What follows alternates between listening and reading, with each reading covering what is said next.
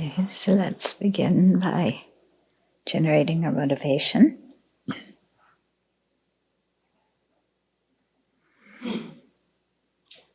So here we are on another Friday night. Sentient beings in samsara. Now, how often during the day do we think, I am a sentient being, a being with a mind that's obscured? How often do I think I am in samsara?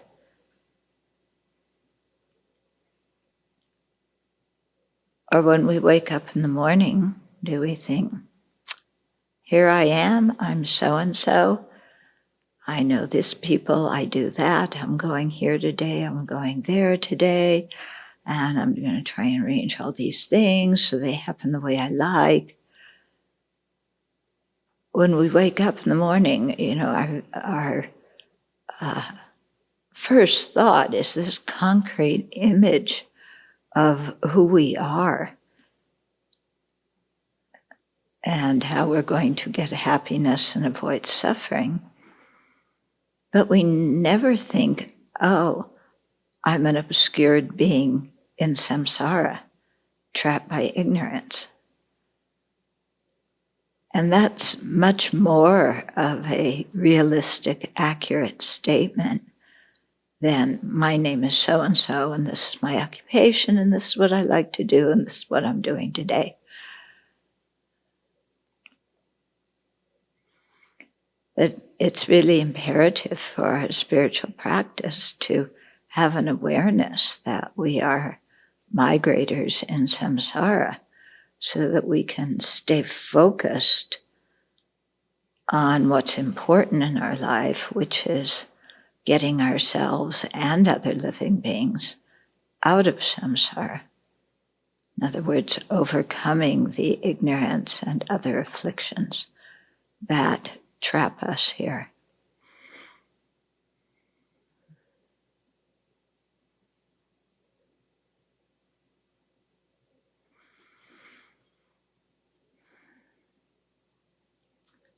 So let's try and remember that. Because as much as we can remember we're living beings in samsara, the more we will remember to be tolerant of and patient with other living beings in samsara who are likewise trapped by their afflictions. The more we will be strong to stand up to the afflictions, our own and sometimes others' afflictions too. Instead of giving in to the afflictions, letting them run the show.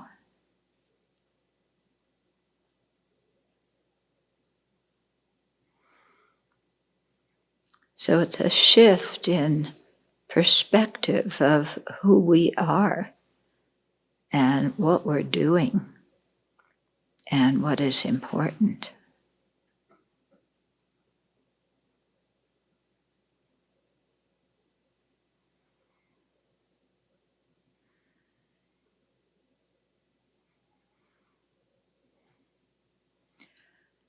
And so one of the important things is to plant the seeds of bodhicitta in our mind again and again. And so let's do that now. Aspiring for full awakening. So that we'll have the ability and the internal freedom from ignorance and self-centeredness and so on, so that we can really be of benefit to ourselves and to others, and not just keep going round and around.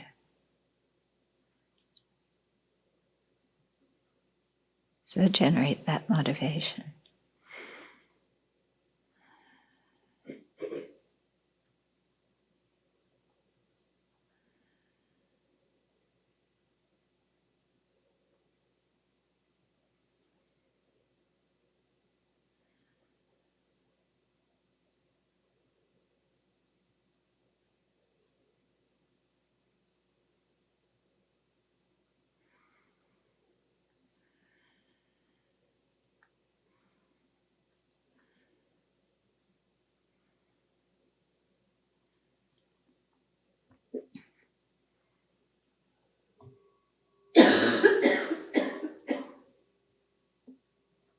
So we've been discussing the 6 root afflictions, and we finished the first 5. We're not done with them, but we finished reading about them. They're still quite active in our mind streams. And so now we're going to start on the 6th root afflictions, which has 5 branches. There's 5 types of afflicted views.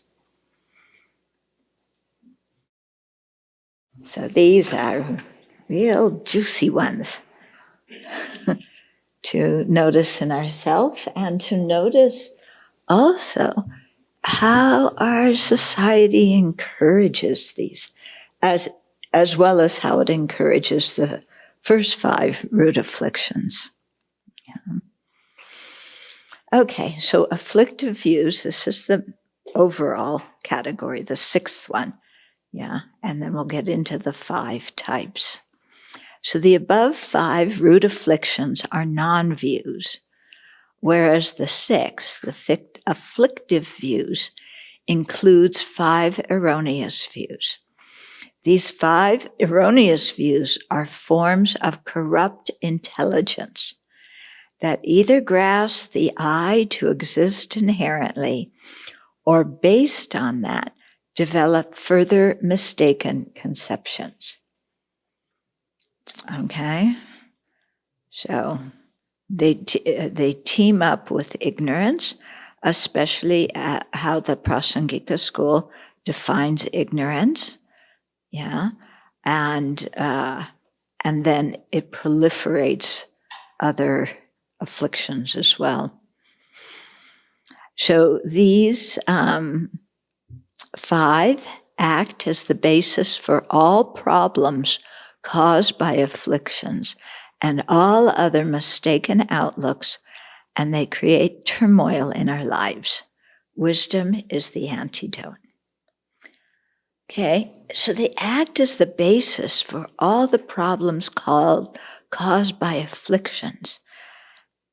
And I remember first learning about the afflictive views, and it's like, well, they're views, but, how are they related to my attachment and my anger and, those kinds of things that really cause me a lot of disturbance day to day. Yeah. Because we never think of our disturbing emotions as, rooted in wrong views, in afflictive views, in apprehending things in an erroneous way, or of making up, having our own inner conspiracy theories, which are what a lot of these views are. Okay? It's conspiracy theories that we have made. We don't need QAnon. QAnon makes up the external conspiracy theories. But all of those come about because of the internal ones that we make up, that sometimes we are so familiar with, that we don't think of them as views or as erroneous. Just like the QAnon people don't think of, their ideas as views or erroneous. They think it's true. Yeah, this is true. So we're the same way with our internal views. So saying these views are corrupt intelligence. Yeah, when we first hear this, our wrong views are intelligence? They're called intelligence? They're stupid. Why are they called intelligence? Okay, well, they're corrupt intelligence, but still, okay. So saying they're corrupt intelligence means they are incorrect speculations or conclusions reached by incorrect analysis. And isn't that the definition of a conspiracy theory? Okay, incorrect speculation, Yeah, you heard something from your friend or read it on the internet, or a conclusion reached by incorrect analysis. Yeah, your analysis is, my friend believes this, therefore it must be true. Or Q said it, and he knows everything, it must be true. Yeah. Or what I hear a lot of them do is they read things and then they compare the numbers and they make links between this and that and the other thing, and it all makes sense. Yeah, because you link different numbers together and different letters of the alphabet, which are the first letter of somebody that you're talking about who's doing something, Okay, so lots of this kind of stuff. Okay, so they're incorrect speculations or conclusions reached by incorrect analysis. They are unreliable minds. Okay, they are not reliable cognizers. They're unreliable minds that lack a realistic foundation. So the foundation of these views is skewed or cued. Okay, so they are called intelligence, prajna, because they distinguish their object and they know its qualities. So they're like intelligence that way. They distinguish their object, they know its qualities. Yeah, they analyze, they're intelligent in doing some analysis. They're corrupt, and here the word is klesa, which is often translated as afflictive or delusion, because they misapprehend their object. Okay, so these views totally misapprehend things. Yeah, but we don't often notice that. Although afflictive views are numerous, these five are prominent. So there's so many afflictive views. Okay. So the five, view of a personal identity, view of extremes, view holding erroneous views as supreme, view of bad rules and practices, and wrong views. Those are the five. Okay. Some of them have different translations in different texts, but I like these translations. So the first one's view of a personal identity. So this one is a big one. This one and ignorance, according to Prasangika, they are best friends. Okay, really good friends who stick by each other, never contradict each other, reinforce each other, support each other. Okay. So according to all Buddhist schools, except the Prasangikas, the view of a personal identity is a corrupt intelligence that, referring to the mental and physical aggregates, so our body and mind, grasps them to be either a self-sufficient, substantially existent I or mine. Okay. According to the Prasangikas, it is a corrupt intelligence that, observing the nominally existent I or mine, grasps it to exist inherently. Okay, so both of these are concerned with creating views of I and mine. Yeah, but there's some differences here. First of all, the view that's common to all the Buddhist schools, or we could say the lower schools, yeah, is at the base of the observed object that that this view is looking at is the aggregates. According to the Prasangika, it's the mere I, the I that is only name. Okay, so that's a big difference. One's grasping the aggregates, using the aggregates as the basis. The other one's just using the mere I as the basis. The second difference is that the first one grasps the aggregates as being a self-sufficient, substantially existent person, whereas for the Prasangika, that mind grasps the mere I as an inherently existent person. Okay, so a self-sufficient, substantially existent person is a much grosser idea than an inherently existent person. Okay, so of the two graspings, of persons and phenomena, because we talk about two kinds of self-grasping, persons and phenomena, just like we talk about two kinds of selflessness, the selflessness of persons and the selflessness of phenomena. The view of a personal identity is included in self-grasping of persons.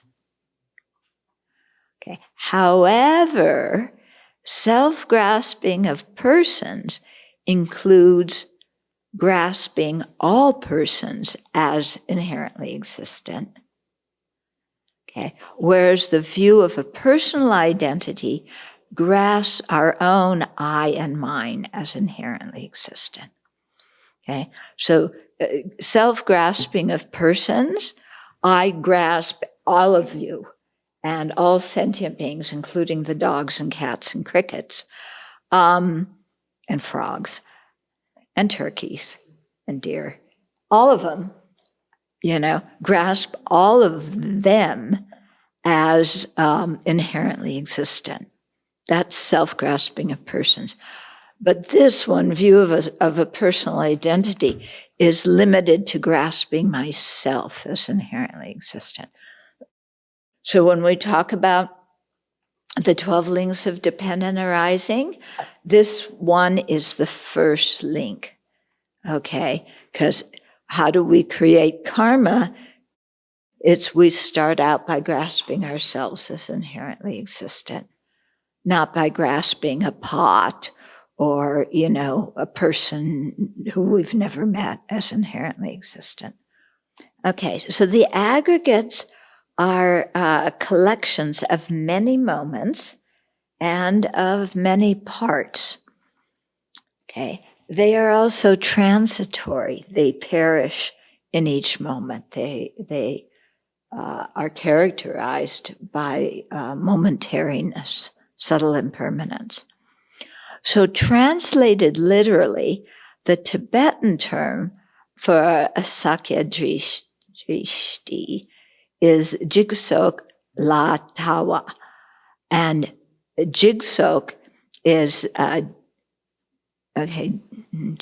jig is impermanent, and sok is, or transitory. Sok is a collection, and then tawa is view. So it's literally translated, it's view of the transitory collection, meaning the view of the sometimes it's called the view of the perishable aggregates. Okay, that the Tibetan term is not a literal translation of it's not a literal translation of the Sanskrit term. Yeah, it's how we in English sometimes don't translate the term exactly. We put in something else that makes more sense in English. So that's what they did with the Sanskrit term here. They made it into a Tibetan term that makes more sense to them. So specifying that they are transitory or perishing shows that they are not permanent. Saying that they're aggregates indicates they're plural, they're not unitary. Okay, so what's the first kind of I that we want to refute, the I that is grasped by the non-Buddhists. Permanent, unitary, independent. So you can see that, by translating it as view of the transitory collection, it's really emphasized it's transitory, so it's not impermanent. It's a collection of different parts, so it's not unitary. Okay, so the term itself eliminates the possibility of a permanent unitary person based on the aggregates. Okay, so you're probably wondering where I got view of a personal identity. I got it from Bhikkhu Bodhi. And why did I use his translation? Because when I spoke with Thubten Jinpa about some of the terms for things, Jinpa said, very good sometimes to use the same terms as the Pali translators do. So in many cases, I did that. Yeah, and this is one of the cases. Because view of a personal identity in English, it makes more sense, doesn't it, than view of a perishable collection. Yeah, view of a perishable collection, what does that mean? That I had a dozen eggs and somebody stepped on them? Yeah. Okay. But remember, although the literal term view of the perishable collection, for the prasangikas, the observed object is not the perishable collection of the aggregates. It's the mere I.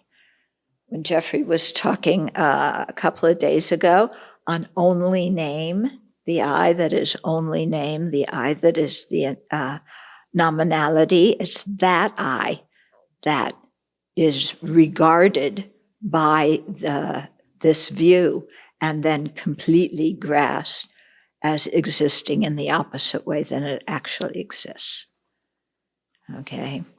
So the I actually exists by being merely designated, and there is nothing beyond that. That is the I. Okay? The view of the personal identity makes there a really solid, inherently existent I that is, really there and quite strong. So it grasps it totally opposite. Yeah. So it's not just like 10 degrees off, it's 180 degrees off completely. Yeah. So whereas the I is imputed in dependence on the collection of aggregates, we're talking here, you'll see. View of a personal identity holds it to exist as an independent entity. Okay? So something that is not, this view holds it as a person that is not imputed independence on the collection of the aggregates. It's something that exists by itself, under its own power. It just is, it's self-created, it's self-instituted, it's not dependent on anything else.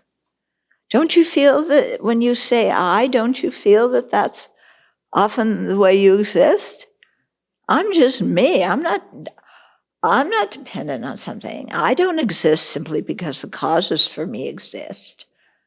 I don't exist because I'm designated on a bunch of parts. No, I am me here. Okay? So how we apprehend the I is totally the opposite from how it exists. Okay. So when you think about it, that this is, this together with ignorance grasps the aggregates as truly existent and other persons as truly existent too. But it's the same mode of grasping ignorance in view of a personal identity. So if you start things out on believing like this, that the person is inherently existent, the aggregates are inherently existent, everything inherently existent. You're starting out, your whole premise is the exact opposite from the truth. Okay? If you start out believing something that's the exact opposite of how things actually are, whatever you build upon that, is it going to be reliable? No, it's going to stink, Stinky views. It's going to be polluted. Yeah, so that's why when we talk about the meaning of the word polluted or contaminated in Buddhism, it refers to ignorance or the latencies of ignorance, because that just contaminates everything. Yeah. If you start off with muddy water, you may have good tomato sauce and nice cheese, but your lasagna is going to be awful, no matter how many nice things you put together with it, because you're starting out with muddy water. Okay? So all Buddhist schools refute the belief in a permanent soul or self that is asserted by non-Buddhists. How many of you grew up believing in a permanent soul that was really who you were? Yeah. We were taught that from the beginning, weren't we? There's a permanent soul created by God, and that's who you really are. So where does original sin fit in? Is it inherent in that permanent soul, or is it something that came afterwards? I didn't grow up with this, so I don't understand how the pieces fit together. It's inherent? Huh? Adam and Eve all their fault. Okay, so original sin is inherent in that soul. Okay. That God created with compassion. The devil, God created the devil too? Yes, the devil sitting around the apple tree convinced Eve that she should eat that thing. So the devil actually caused, the original sin was to eat of the tree of the fruit of knowledge. Uh-huh. Yeah. Yeah, but God then created the devil because he created everything, didn't he? Okay. So, So this is actually interesting. So you see how a whole religion grew up around this kind of story of creation. Yeah. You have a whole religion, a whole philosophy that grew up around a story of creation. And again, a story of who you are and your place in the universe. And then, of course, everything that story doesn't hold up to reasoning and logic. So everything you build on top of that is also going to be perverted in some way. Yeah. But that's, most people are taught this and learn it and believe it, and and for some people it helps them, if they think of God and they can be a better person, they have ethical conduct and all. but the whole story. Yeah. I have been reading Castes, a book by Isabel Wilkerson. Excellent. And in talking about, she differentiates caste from racism, which I won't go into right now. But the whole idea of different castes meaning your place in society that you are born into. One of the first thing that creates caste is the origin stories in different religions. In Hinduism, it is, the universe was created by Brahma. The Brahmins came from Brahma's head and his mouth. The warrior class, the ruling class, came from his arms. Yeah, the merchants came, and merchants came from his thighs, and the lower class, all the workers, came from his feet. And then there's the outcasts who weren't created from any part of Brahma's body. Okay, so you're taught this, and then according to what caste you are born into, that is your social ranking in society. And there's no way you can not be that. Okay, you can if you marry somebody from a different caste, which used to be illegal, that still doesn't change your caste. So you are that forever. So then there's a story in the Bible that Noah had 3 sons, Ham, one, his name starts with a J, and another son. Okay. Anybody remember the names of Noah's sons? Anyway, Noah, this is how she tells the story. Noah likes drinking wine, and he got kind of intoxicated and went back to lay down in his room, and he just took off his clothes and laid down. And Ham went inside and saw his father undressed.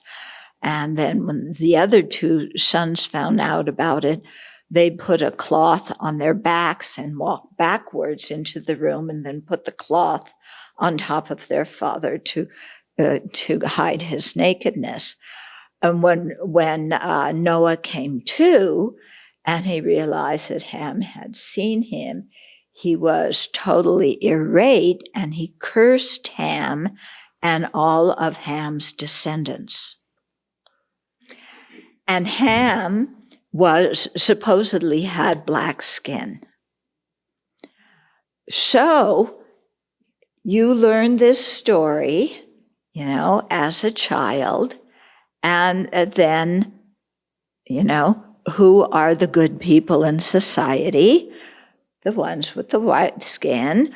Who are the bad people who were cursed by Noah? The black people.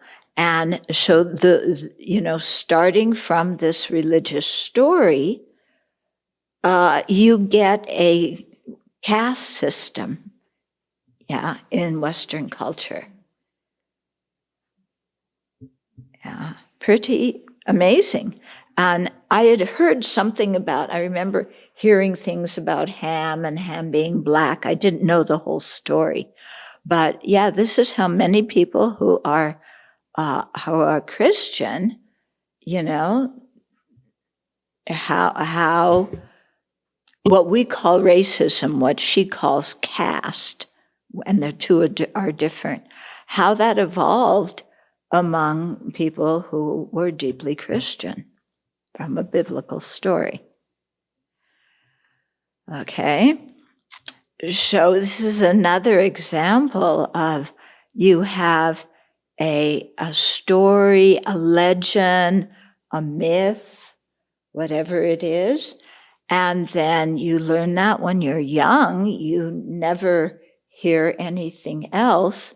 And based on that, then you build up many other beliefs and many other theories about other people and your place in society, their place in society, and so on.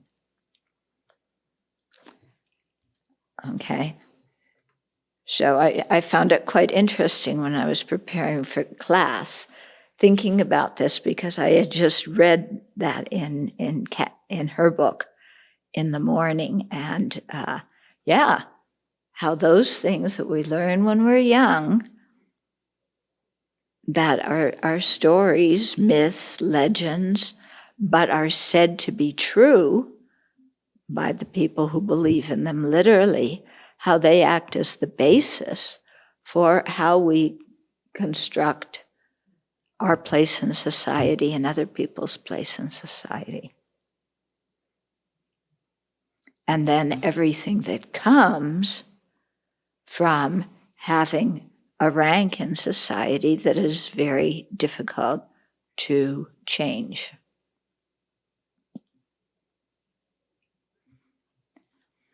And if I can go off topic for a minute, but talking about this, she also explained how the Nazis in the 30s, when they were creating their philosophy and validating their philosophy of Aryan superiority over the Jews, they looked to America for examples of how to oppress your underclass.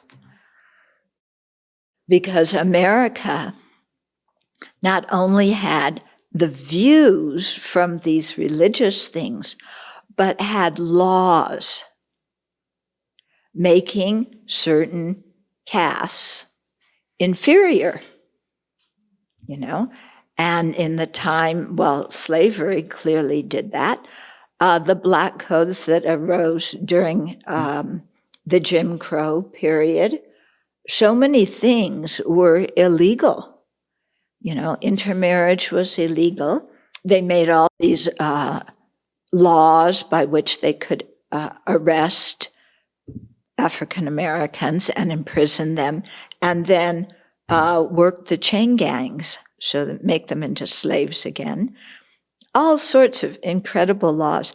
And the Nazis studied how the US did this, and they wondered, how did America preserve its sterling reputation for being a land of equality when it was filled with these kind of laws and immigration policies that didn't let certain people immigrate to the country? There was a period of, I think, 40 years, maybe longer, where Asians could not immigrate in the country, and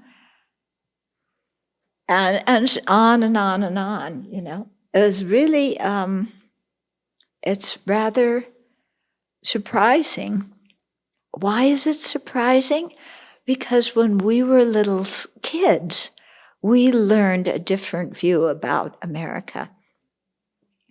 And Texas right now, when they write textbooks for children, they often do it for Texas because it's a big state. And so whatever they write is going to go to a lot of schools, and so then it's easier to adjust for other states. But Texas is now rewriting its books to take slavery out of the history of Texas. Yeah, they want to take it out of the history of the state. So, yeah. So it's the same thing that the Buddha is explaining here, how you start with a wrong view, and then everything you do, you create an image of yourself, who you are, how you relate to everybody else, your place, what you can do, what you can't do, what other people can do, what they can't do, how other people should treat you. We talk about this in Dharma class all the time, don't we? Yeah. We create all these views, yeah, our rules of the universe, and these things are true to us, but they are all based on rot, on, views that are incorrect. But you build something up, and then, you have to defend it, don't you? So you create a social order, and then you defend it, and people who want to change that social order, boy, you take your wrath out on them. And if they overstep their bounds of what's permissible for them to do, if you're the dominant caste, you keep them in place. Yeah. And so, at the time of slavery, then they would send people out to look for the runaway slaves, And actually, this is how the police force began. It was a force of men who went out looking for runaway slaves. Okay, so then you fast forward to today's, and you have demonstrations and protests. And in the eyes of the dominant caste, these people are stepping outside of where they belong. Yeah. And they need to be restrained and punished. And so you get the police brutality. Yeah.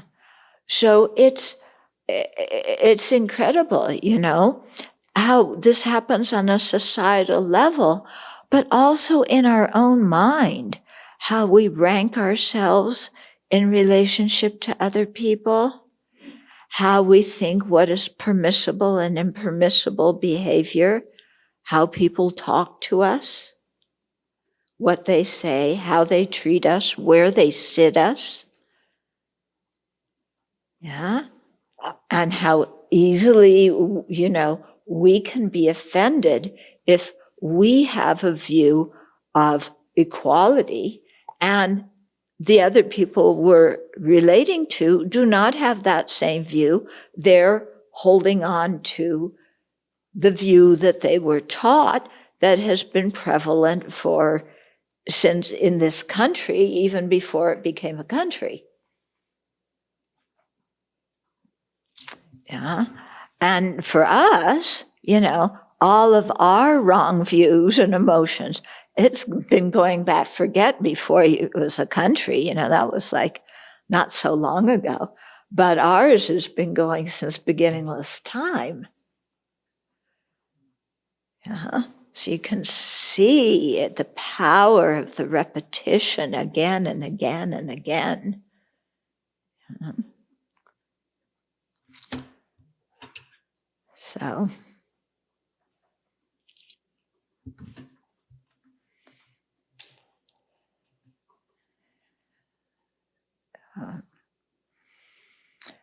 okay. So according to the lower Buddhist schools, the view of a personal identity observes the aggregates and mistakenly believes them to be a self-sufficient, substantially existent I and mine, a person that controls the aggregates and a person that owns the aggregates. Okay, so it talks about, it grasps the I and mine. The I is clearly a person. The mine is also a person. Although we may say the thermos is mine, the gong is mine, Those things are examples, they're illustrations of mine, but mine, M-I-N-E, refers to the person that is the possessor or the owner of these things. Okay? So the person that controls the aggregates, that's grasping the view of a personal identity, grasping I, and view of a personal identity, grasping mine, is creating the view of the person that owns the aggregates. Okay, so do you feel like you control your body-mind? Or you should be able to? Do you feel like you own them? They're yours, they're not anybody else's? Hey, you cannot take my hand, this is mine. Okay, so here we have it. So here the observed object is the aggregates, and the apprehended object and the conceived object are a self-sufficient, substantially existent person. So this is in the coarse view of personal identity. The view of a personal identity is mistaken with respect to its apprehended and its conceived objects, because it believes the aggregates to be a self-sufficient, substantially existent person, although they are not. So this view believes a conspiracy theory, and it's believed this conspiracy theory since beginningless time, and it's built 84,000 other afflictions on, from this root. So according to the view unique to the Prasangikas, the view of a personal identity observes the mere I and mine, the I and mine that exists by being merely designated in dependence on the aggregates. So being imputed or designated in dependence on the aggregates tells us already that the I is not the aggregates, because it depends on the aggregates. So the I and the aggregates are different, not inherently different, but they are different phenomena. And the I depends on the body-mind, so that you can't have a person without having a body, without having a mind there. And some beings are formless, they don't have gross bodies, but most of the other ones in samsara do. Okay? So the view of a personal identity observes the mere I and mind that exists by being merely designated in dependence on the aggregates, and erroneously grasps them to be inherently existent. Okay? So that's like, and they use the example in the teachings a lot, when you see something that's speckled and it's coiled in a dark room in a corner, and you go, it's a snake, and you get terrified. Okay? Because in the dimness, in the unknowingness, then you see something, you misapprehend it, and you impute something on it that is not there. In this case, you impute a snake on what you later, when you turn on the light, discover is simply a rope. Okay? But because you said, oh, that's a snake, then you get terrified. There's actually just a rope there. Is there any need to get afraid? No. But we imputed snake, so then we get terrified. Okay, what do we do when we're terrified? We run around, we scream, we cry, we throw something at the snake, we run up the stairs, we call for help, we're totally freaked out, and all that is really there is a rope.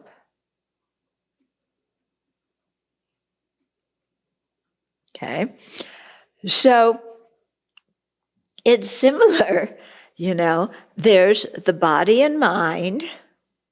Yeah. We designate I, independence on them.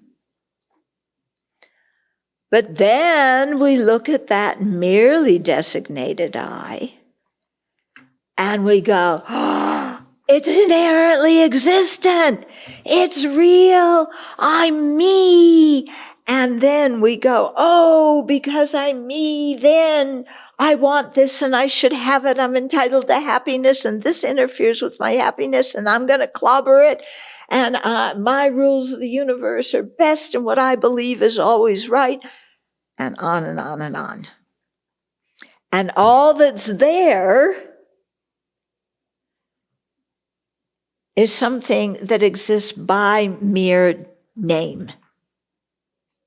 It's not a name, but it exists by being named. That's all. And again, we're going bananas because we completely misapprehended something. Yeah.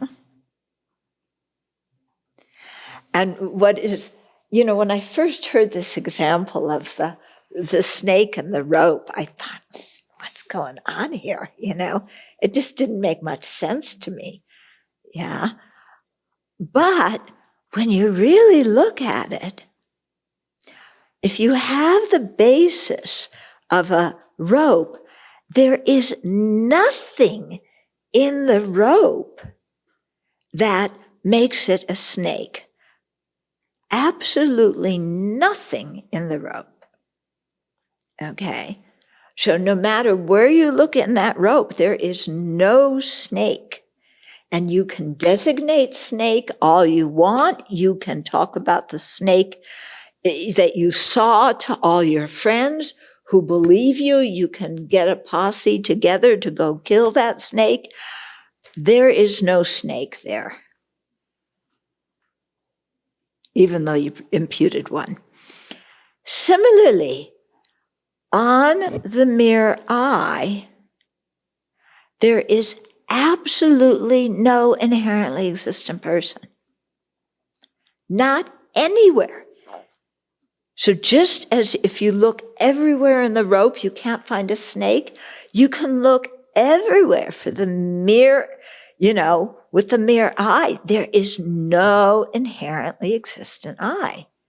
You can talk about one, you can make one up, you can make a whole philosophy based on it, but there isn't an inherently existent I there. It's completely fabricated by our mind erroneously. Okay? When you really think about that, and you think that's the whole basis for how I see the world and how I see myself. I don't know about you, but for me, it's very scary because it's like what I believe is a total hallucination. It's like I am believing a rope is a snake and going around all day believing that and constructing my life on that belief. And that's exactly what we do when we grasp the mere I as inherently existent. Totally misapprehending it, constructing, towers of beliefs and emotions and should and shouldn'ts based on something that isn't there. Gives me the creeps. And yet I believe it. Yeah? Yeah? In fact, we can't even tell the fake I from the merely designated one. You know, we can't tell the fake I from the I that exists. I mean, that's how stupid we are. Yeah. It's like you can't tell the rope from the snake. Yeah. You can't tell the I that exists from the I that doesn't. And so we get so attached to this I that does not exist.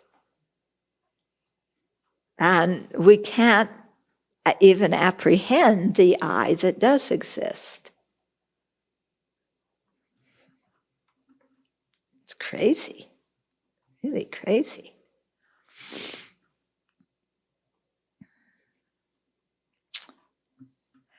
Okay, so here talking about the Prasangika view, the observed object is the mere I and mine, the one that exists by being merely designated.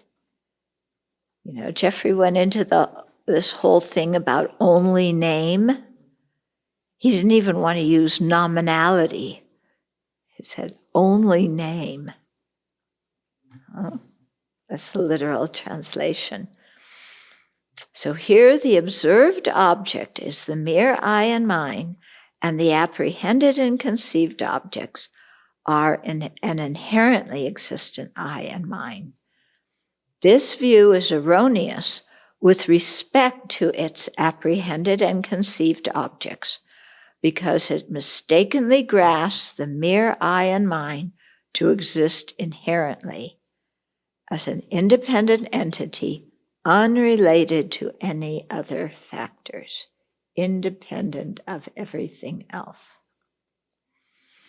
To Prasangikas, grasping a self-sufficient, substantially existent I and mine is a coarse grasping. It is not the actual view of a personal identity, but it is only imputed as such. And yet we believe that one too. We believe that one exists. But it's not even the actual view of a personal identity. It's only imputed that as that. The subtle view of a personal identity that grasps the I and mine to be inherently existent is the actual view of a personal identity. This has ramifications for the meditation on selflessness, because realizing the selflessness, that is the absence of only a self-sufficient, substantially existent I and mine, will not free us from samsara. Yeah, realizing that coarse self does not exist will not cut the root of samsara, according to the Prasangikas. Okay.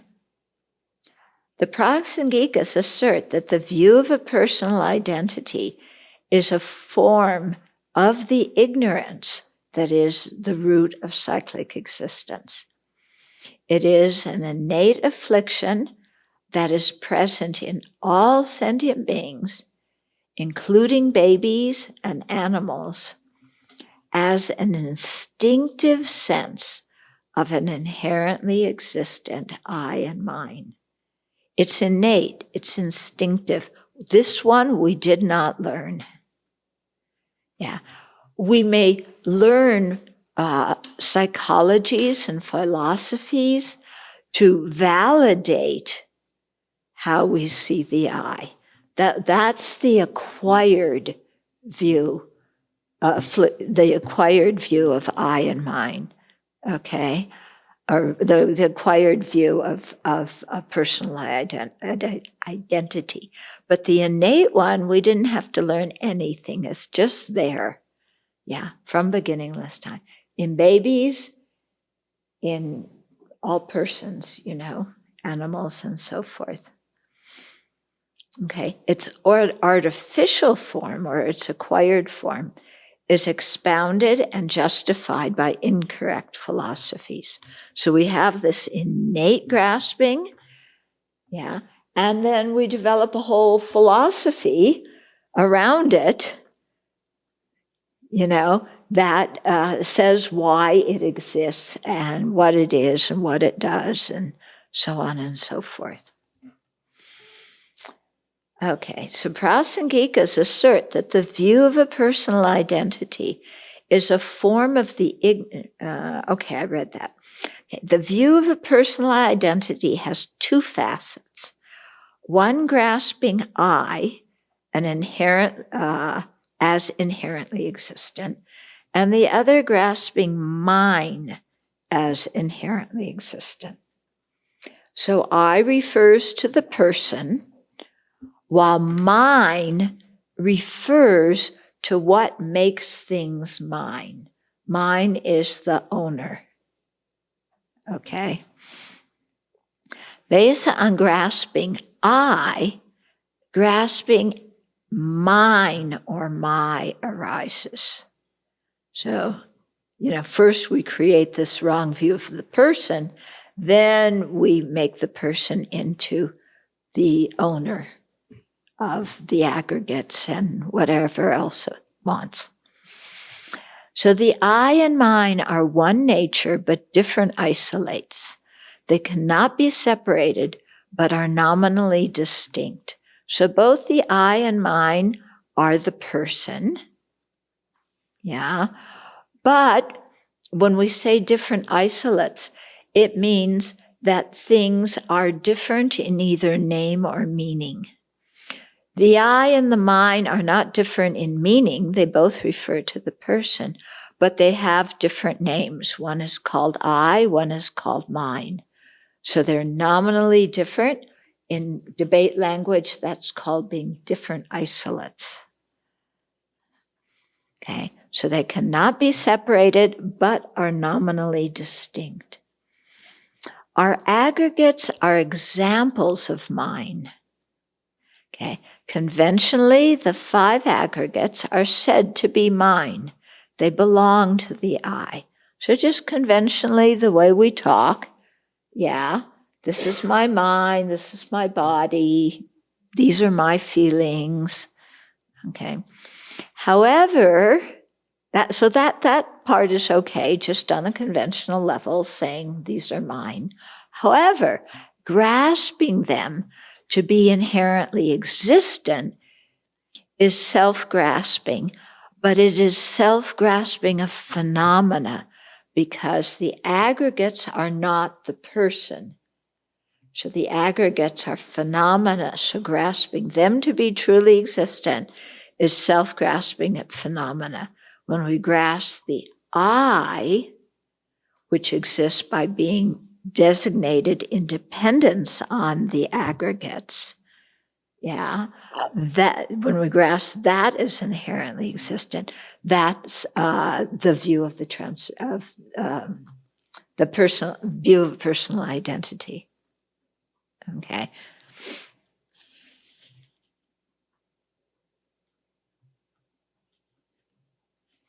So our aggregates are examples of mine.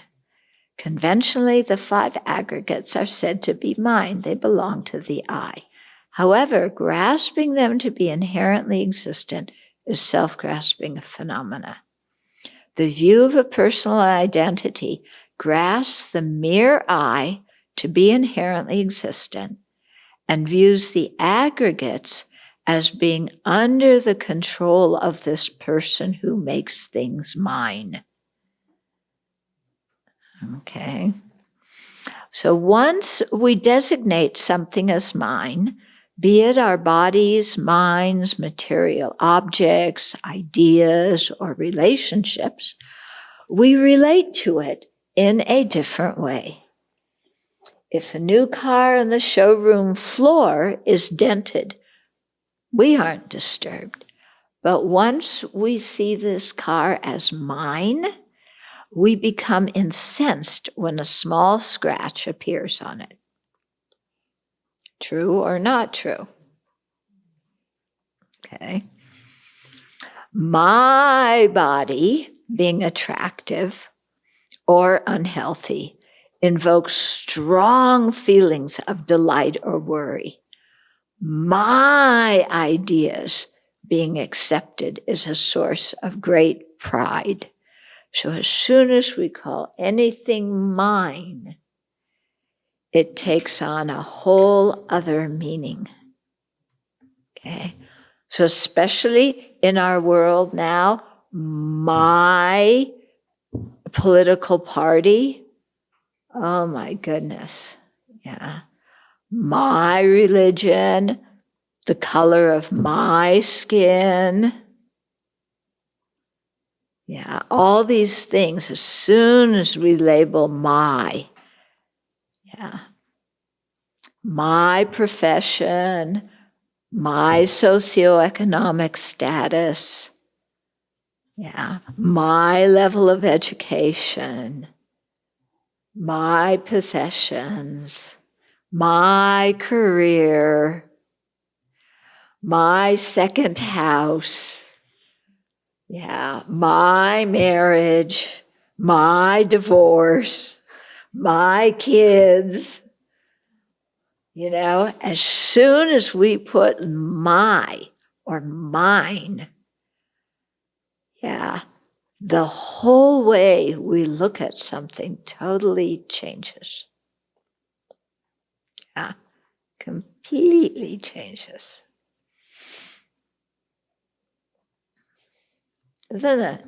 Yeah. Holding the strong notion of an inherently existent I, we cherish ourselves more than anything else. True or not true? Definitely true. Yeah. Everything that gives us pleasure is seen as good. Even if it's bad for us, it's seen as good because it gives us pleasure. We cling to it and want more. All that interferes with our happiness or harms us is considered bad. We become hostile towards it and seek to destroy or avoid it.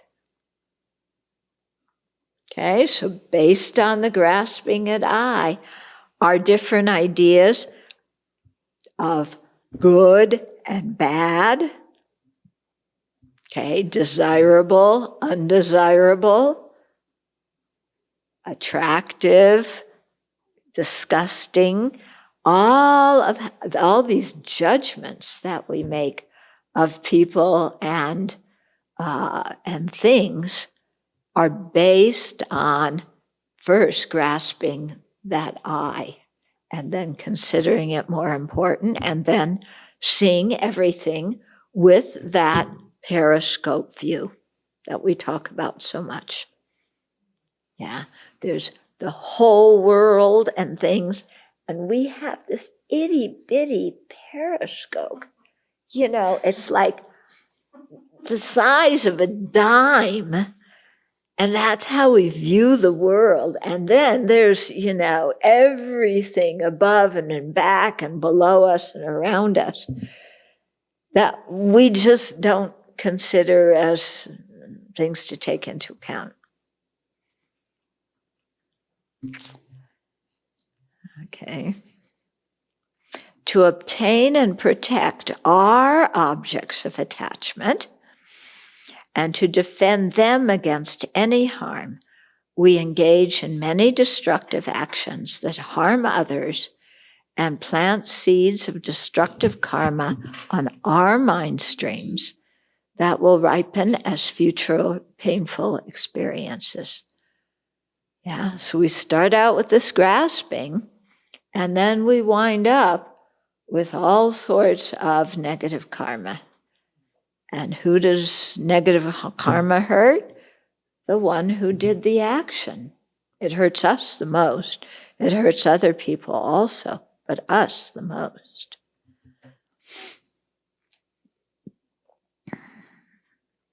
Because the view of a personal aggregate, a personal identity, is an erroneous consciousness that misapprehends the I, it can be eradicated through realizing the wisdom that knows how the I actually exists.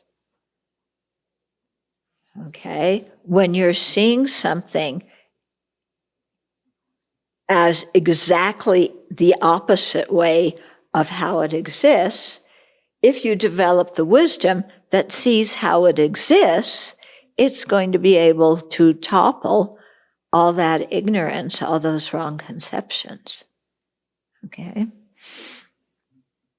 So identifying the disadvantages of the view of a personal identity motivates us to cultivate this liberating wisdom. So the more we think about this and how grasping at I and mine affects us, how it creates our samsara, and how we are miserable in that samsara, then the more we will have energy to develop the wisdom that sees things correctly. Because that wisdom, can obliterate the ignorance and the view of a personal identity. Both the Pali and Sanskrit traditions speak of 20 false views of a real self that stem from the view of a personal identity. Okay, actually there's 25 false views of a real self, but this particular sutra mentions 20 of them, and the one that, it's for each of the 5 aggregates, there's 4, so you get 20. And the one that it doesn't mention is the I and the aggregates being completely different and unrelated. So those are the extra 5. So wait until you hear what the 20 are. It'll ring some bells. Yeah, if you've listened, His Holiness often talks about this verse from Nagarjuna, where he's examining how the Tathagata exists. Yeah, and the Tathagata is not the body, and the Tathagata does not possess the body. It is not dependent on the body. The body is not dependent on the Tathagata. The body does not possess the Tathagata does not possess the body. Remember that? And then he says, he does that same meditation saying I instead of Tathagata. Okay, so listen to what these 20 wrong views are. Okay, so they're in one of the Pali scriptures, the shorter series of questions and answers that records a lay follower questioning Bhikuni Dhammadina about the view of a personal identity, how it comes to be. So she responds, an untaught ordinary person. Okay, so an untaught person means somebody who doesn't know anything about the Dharma. They're an ordinary being, they don't have any realizations. Okay, who has no regard for Aryas, so doesn't even think about the Arya beings or respect them, and is unskilled and undisciplined in their Dharma. So they do all sorts of, they're impulsive and just do, a thought comes in their mind and they do it. Just ordinary people, okay? So these people regard 1, the body as the self, or 2, the self as possessing the body, or 3, the body as contained in the self. Sometimes it's worded as the body as dependent on the self. 4, the self as contained in the body, or the self as dependent on the body. Okay?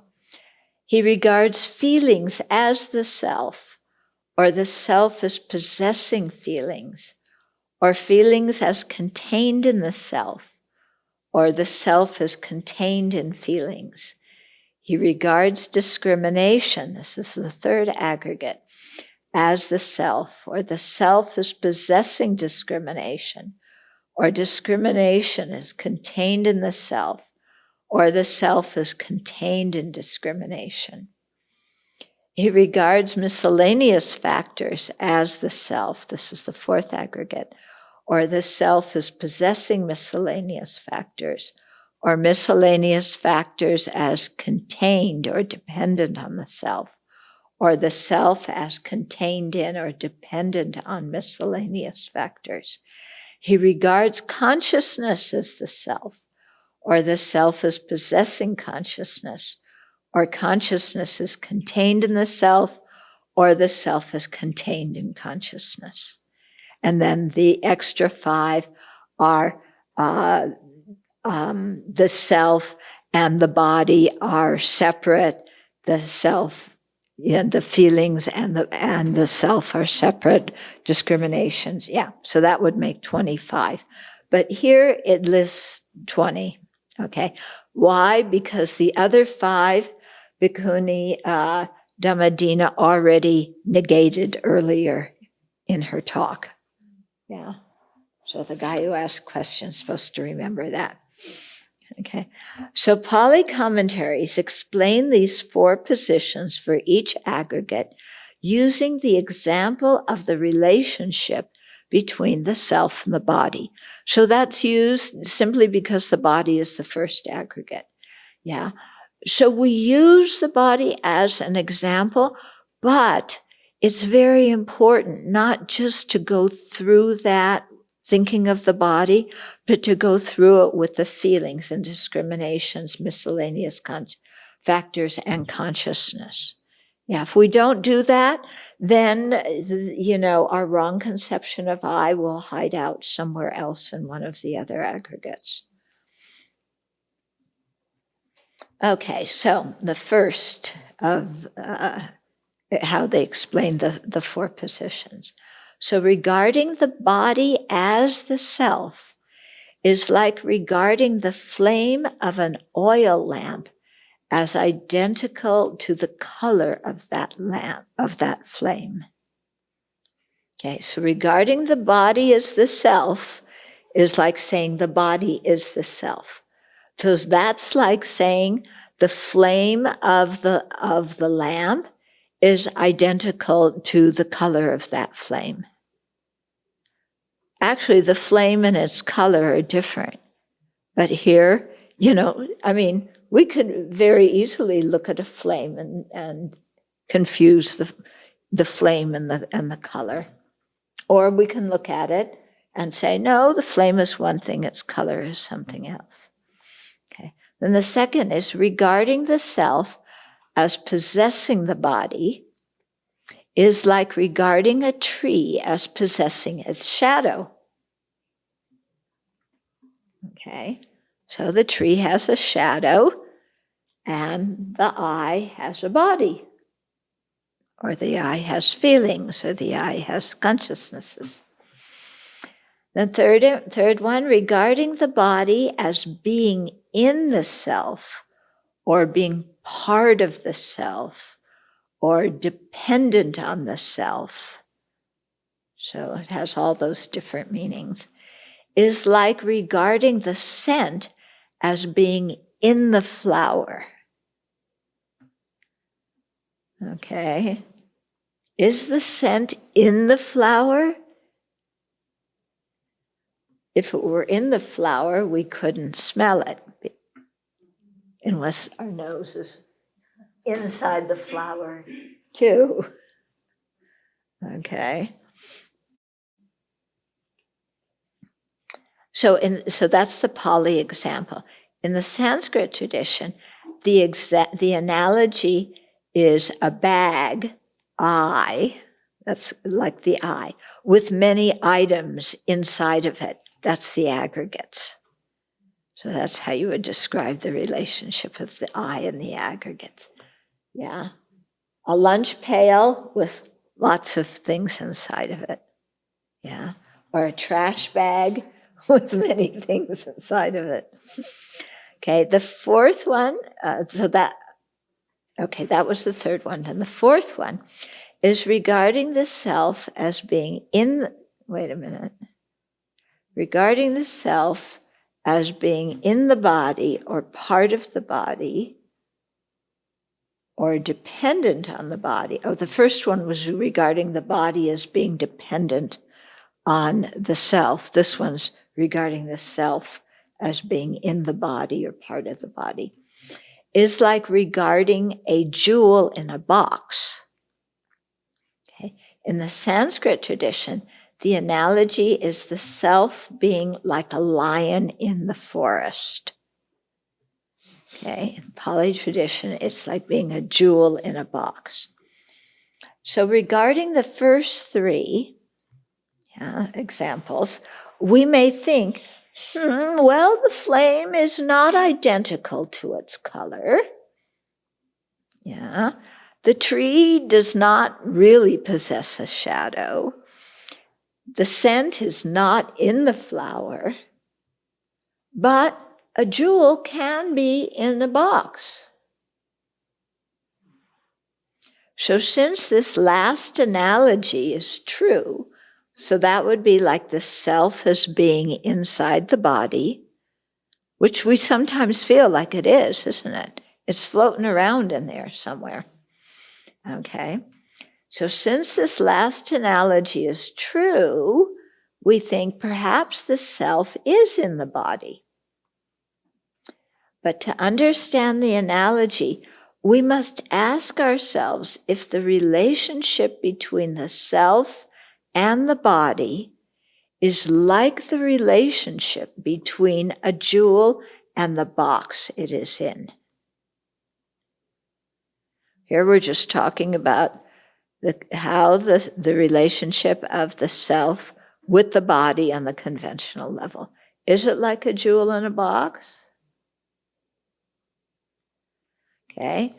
A jewel is a distinct phenomena from the box, and it can be removed from the box and looked at alone without seeing the box. However, removing the self as an entity totally distinct from the body and looking at it in its own right, divorced from the body, is not possible because the self is dependent on the body. It is designated independence on the aggregates. Similarly, the lion is a distinct entity from the forest whereas the eye depends on the aggregates. Okay? So when we are meditating on emptiness and we're checking how the I exists, we can go through these 20 views and see if the I exists inherently in any of these ways. If the I existed inherently, we should be able to find it somewhere within these 20 views, or as totally distinct and unrelated to, So that's because when you look at these views, there's always a dependence going on. And that is showing that on the conventional level, the I depends on the aggregates. But when we hold the I to exist inherently, if it actually existed that way, then it should be something findable under analysis, and one of these 20 views should be where we find the I, okay? But when we look at all these views, and see if the I can exist inherently in any of these ways, we discovered that it can't. Okay? That it can't. So existing conventionally in Some of these ways is possible for the I's relationship with the aggregates, but for if the I existed inherently, then these 20 ways would have to be a type of inherent relationship, and none of those work. None of them work. Okay. These 20 false views are not the view of a personal identity itself. The observed objects of the first and the third, okay, regarding the body as the self, regarding the body as being in the self or part of the self or dependent on the self. Okay, those, the first and the third, are one of the aggregates and the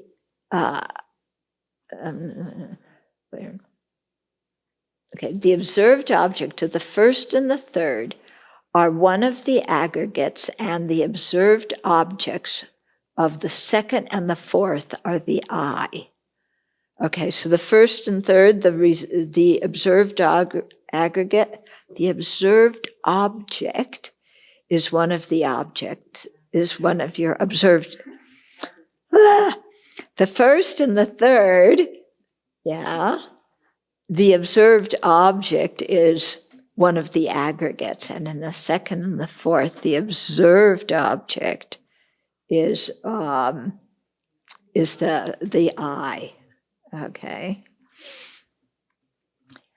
So these false views are not innate grasping, because according to the Prasangikas, view of a personal identity does not innately grasp the I as either inherently one or entirely separate from the aggregates. When you look at these four views closely, they all boil down to either the aggregates and the I are inherently one, or the aggregates and the I are inherently different. Okay, but the view of the personal identity does not innately grasp the I as being either inherently one or inherently different from the aggregates. But if the I existed inherently, it would have to be either inherently one or inherently different from the aggregates. Okay? Because it has to be an inherent relationship. But when you check, is the I one with any of the aggregates? No, it's not the same as any of the aggregates. Is the I entirely unrelated to the aggregates? No, that's not the case either. But that would have to be the case if the I inherently existed. In conventional existence, you can have a dependent relationship. But remember, inherent existence means that everything exists in its own right and does not depend on any other factors. Okay. So because the 20 false views present only these two possibilities, and neither of them is how the view of a personal identity innately grasps the I, they are acquired false views. However, if the I inherently existed, it would have to be one of the four positions. Thus, to refute the view of a personal identity, we must also refute these 20. Okay, so it's the same as we don't need to go into that right now. Okay, so we can take one or two short questions, and then we have to stop. Yeah. Venerable, at the beginning you mentioned that the Tibetan translation of the Sanskrit term for view of the personal I or view of the transitory collection, that the Tibetan was more of a loose translation. I'm wondering if there were, do you know of Do I know how close? the actual Sanskrit term is translated? No, I don't. Yeah. That's a question. Bhikkhu Bodhi may know how the Pali term is translated. More literally, I don't know. I was thinking about the observed object of the view of personal identity being the mere I, and wondering how does that view of the personal identity actually observe the mere I? Because in the case of the rope and the snake, there is something appearing to our I consciousness, but then a conceptual mind comes in and mistakes it and thinks it's something other than it actually is. But there is something appearing. So in the case of the view of a personal identity, is it the case that the mere I is actually appearing? And in that case, how? Because I always understood the mere I, or the merely labeled anything, is something very subtle. It's like a subtle, they say you have to first realize emptiness before you can understand how things are merely labeled. Yeah. So I'm just trying to figure out how. Yeah, what they say is that the mere I and the inherently existent I appear mixed, and we can't discern the difference between them. So somehow the mere I is appearing, but it's mixed with the appearance of the inherently existent I. And we're very habituated with the appearance of the inherently existent one. And do you think it's the same for other objects as well, like the table?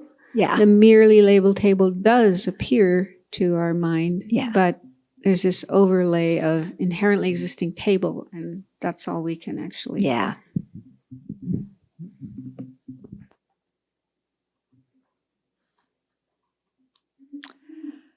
Okay.